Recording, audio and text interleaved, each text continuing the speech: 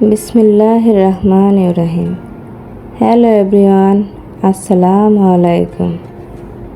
কেমন আছেন সবাই?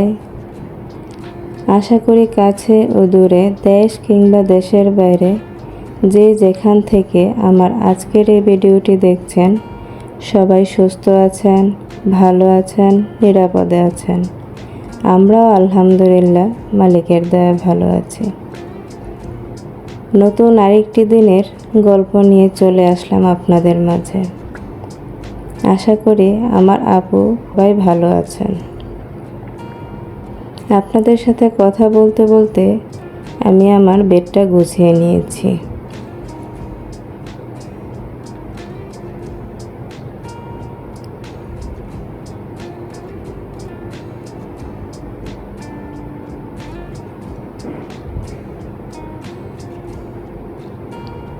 একে একে আমি সবগুলো বেডই গুছিয়ে নিয়েছি।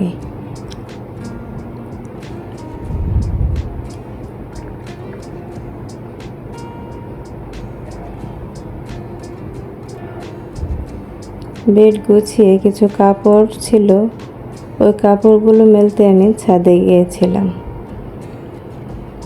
তাই মনে হলো আমার আপুদের সাথে আমার ছাদের কিছু ভিউ শেয়ার করি।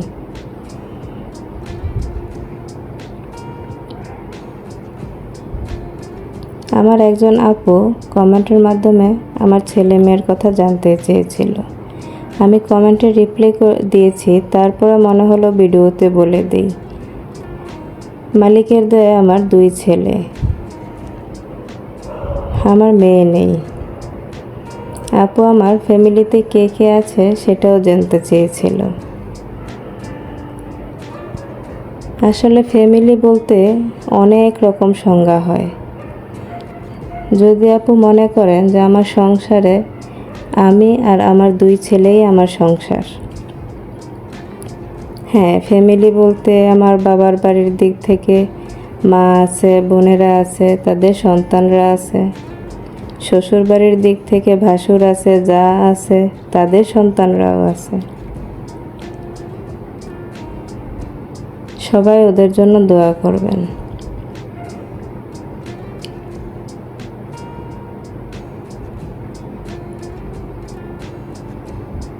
এখন আমি বিকেলের রান্নাবান্নার প্রস্তুতি নিচ্ছি।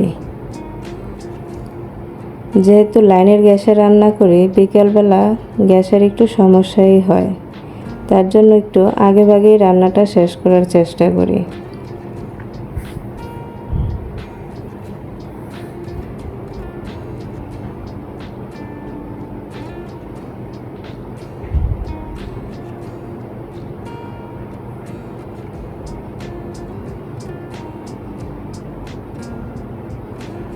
ভিডিওর এই পর্যায়ে যারা আমাকে দেখছেন, প্লিজ একটি লাইক দিয়ে ভিডিওটি কন্টিনিউ করবেন। আপনার একটি লাইক আমাকে অনেকের মাঝে পৌঁছে দিতে সাহায্য করবে।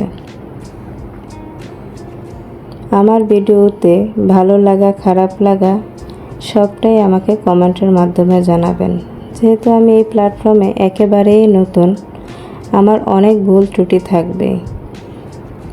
আমার আপুরা ক্ষমা সুন্দর দৃষ্টিতেই দেখবেন। আপনারা কমেন্ট করলে আমি আমার ভুলগুলোকে শুধরে নেওয়ার চেষ্টা করব। আমি আজকে হাতে মাখা ডাল ভুনা করব। আমি সবগুলো মশলা দিয়ে একদম ভালোবাসা মিশিয়ে হাত দিয়ে মেখে নিচ্ছি। আমার মনে হয় এই ডালটা যত ভালোভাবে মাখা হয় তত ভালো স্বাদ হয়। আমার কোন কোন আপুরা এইভাবে ডাল ভুনা খেতে ভালোবাসেন, আমাকে চাইলে কমেন্ট করে জানাতে পারেন।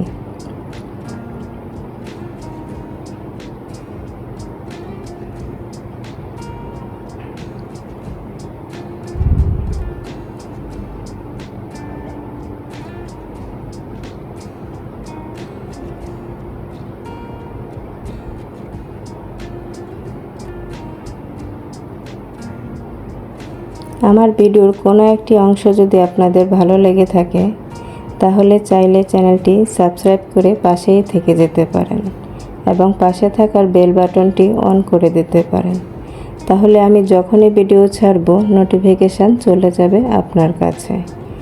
চাইলে আপনি আপনার ফ্রেন্ডস অ্যান্ড ফ্যামিলির সাথে শেয়ার করতে পারেন। আজকে আর ইফতার শেয়ার করলাম না। এখানে আমি লাউয়ের খোসা দিয়ে মাছের মাথা রান্না করেছি এবং চিংড়ি মাছ দিয়ে লাউ দিয়ে রান্না করেছি। আর ওই তো আমার হাতে মাখা ডাল। আজকের খাওয়া দাওয়ায় এটাই ছিল আমাদের খাবার।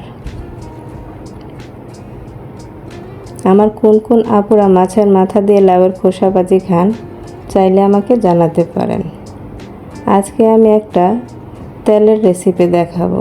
এটা আমাদের চুলের জন্য অনেকটাই উপকারী। যাদের চুল পড়ার সমস্যা আছে তারা চাইলে ট্রাই করে দেখতে পারেন। এখানে আমি মেথি, কালো জিরা, কিছু লং, তেজপাতা আগে থেকে ভিজিয়ে রেখেছিলাম। এবার আমি পাতিলটা গরম হয়ে আসলে এগুলো দিয়ে একটু নেড়েচেড়ে নেব। এখানে চাইলে আপনারা মেহেদি পাতা, জবা পাতা, পেয়ারা পাতাও ব্যবহার করতে পারেন। এখানে আমি কিছু শিকাকাই, রিঠা, আমলকি আগে থেকে ভিজিয়ে রেখেছিলাম, সেটাও দিয়ে দিচ্ছি। তারপরে এই মশলাটা হলো হরতকি, বহেরা, আমলকি পাউডার, আদা পাউডার। এগুলো আমি আগে থেকে ভিজিয়ে রেখেছিলাম। তারপর এখানে দিয়ে দিচ্ছি পেঁয়াজ এবং রসুন।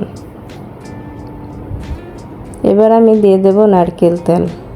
এখানে আপনারা চেষ্টা করবেন গন্ধবিহীন নারকেল তেলটা ব্যবহার করতে। এই একটা তেলই আমাদের চুলের সমস্যার অনেকটাই সমাধান করে দিতে পারে। এবার আমি মিশিয়ে নিচ্ছি সরিষার তেল। তেলের পরিমাণটা হবে 1:1।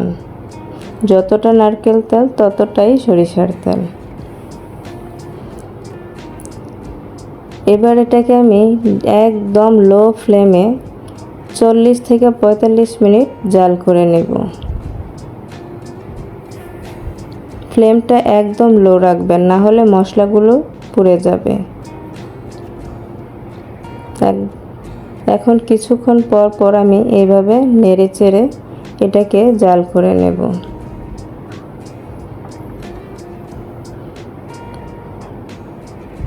এটা ছোট বড় ছেলে মেয়ে সবাই ব্যবহার করতে পারেন।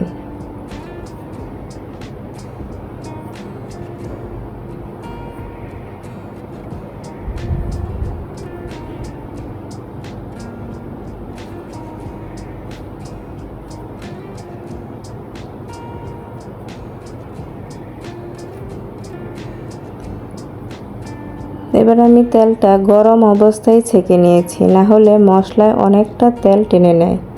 তারপর আমি আরও কিছুটা ঠান্ডা হয়ে আসলে এবার সরিষার তেল মিশিয়ে নিচ্ছি। এবার আমি কিছুটা আমন্ড অয়েল মিশিয়ে নিচ্ছি।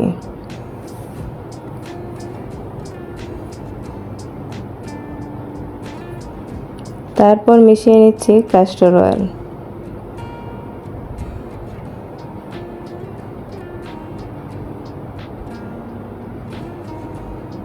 এবার আমি মিশিয়ে নেব ভিটামিন ই ক্যাপসুল।